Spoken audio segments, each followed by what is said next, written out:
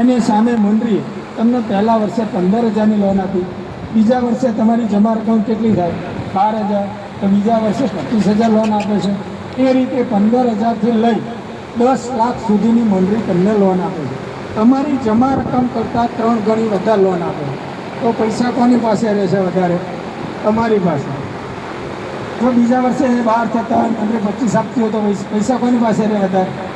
અમે કહીશું તમને, તમે તો નહીં ક્યાંય ભાગી જાઓ. બીજો પોઈન્ટ કે આજે બેંકની જે બ્રાન્ચ ઓપનિંગ થઈ તમારા ગામમાં, એનું 90% રિકરિંગ, 90% રિકરિંગનો વહીવટ તમારા ગામમાં, પૈસા તમારા ગામમાં જ.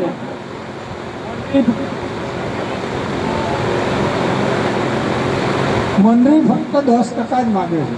10% એના માટે કે જેથી કરી તમારું કોઈનું ચૂકવણું આવે ત્યારે બેનને તકલીફ ના પડે એના માટે. હવે એ સિવાય આગળ પ્લાન સમજાવું કે મંડળી આપણી બચત સાથે રોજગારી કેવી રીતે? તો રોજગારી માટે કોઈ પણ વ્યક્તિએ મંડળીમાં એડવાઇઝર બનવાનું હોય છે. એડવાઇઝર બનવા માટે 1100 રૂપિયા ભરી અને મંડળીની કીટ લેવાની હોય છે. તમે જે દિવસથી મંડળીની કીટ લો છો 1100 રૂપિયા ભરી એ દિવસથી 30 દિવસની અંદર જે પ્લાન સમજાવે એ પ્લાનના 500, 1000, 2000ના એકાઉન્ટ ખોલવાના.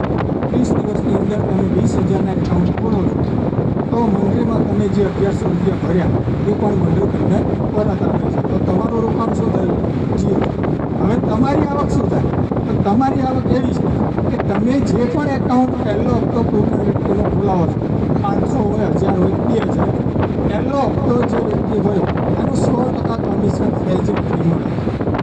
તો કામ કરવું જોઈએ. 20,000ના ખાતા ખોલ્યા તો પહેલી વખત 20,000 કોના? તમારે.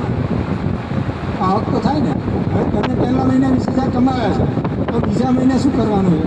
બીજા મહિને જે 20,000 તમે પહેલા મહિને કામ કર્યું એનું રિન્યુઅલ લાવવાનું છે. બીજા મહિને 20,000ની રિન્યુઅલ લાવો છો તો એના મંડળી તમને 10% એટલે કે 2,000 રૂપિયા આપે.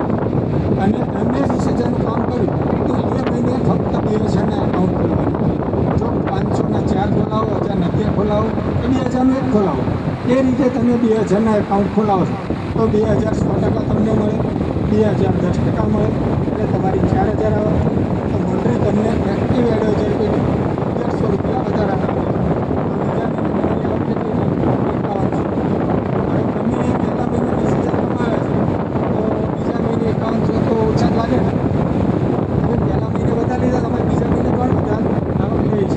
તમારે શું કરવાનું?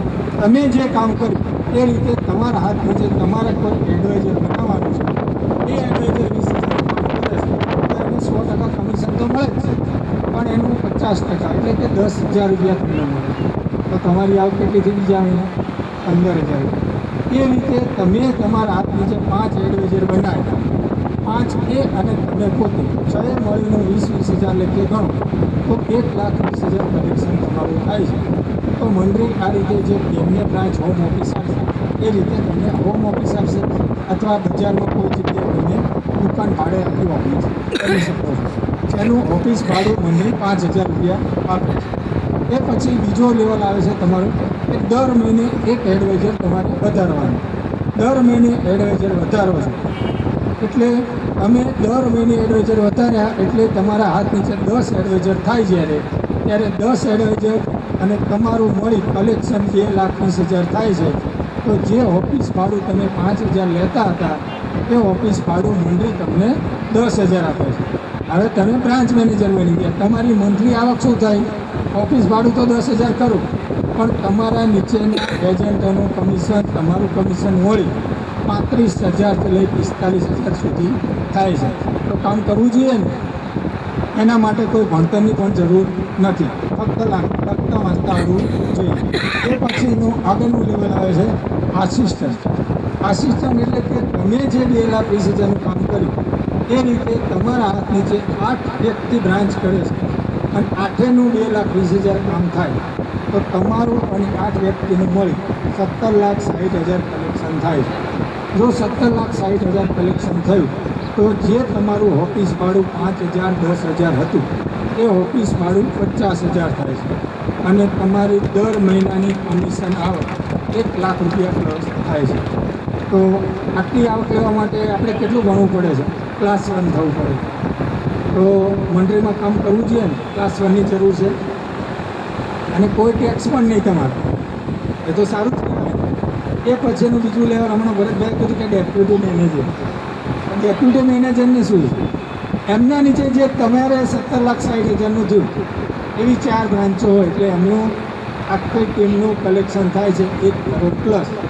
એમને જે ઓફિસ ભાડું લેતા હતા એ 50,000, એનું ઓફિસ ભાડું 1 લાખ થાય છે અને એમને મકાન પેટે 5,51,000 રૂપિયા મંજૂરી આપે છે.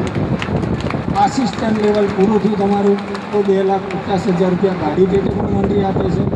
આ રીતે ઘણી બધી આવકના સ્ત્રોત આપણે મંજૂરી આપેલા છે. હવે એ સિવાય કંઈ પણ કોઈને માહિતી વધારે જોઈતી હોય તો મેં પછી મળીશું અહીંયા તમને મીટિંગ પૂરી થયા પછી. અને એ સિવાય કદાચ તમે એવું લાગશે કે ભાઈ આ બહેનો આટલી બધી બહેનો આપણી મંડળીમાં 90% બહેનો કામ કરે છે. સરકાર તો 33% અનામત આપે છે, આપણી હાલત નહીં 90% અનામત આપે છે. સારું જ કહેવાય ને, જ્યાં જો ત્યાં બહેનોનું જ વર્ચસ્વ છે. બહેનો ખાલી ઘરના ચૂલા ફૂંકવા નથી,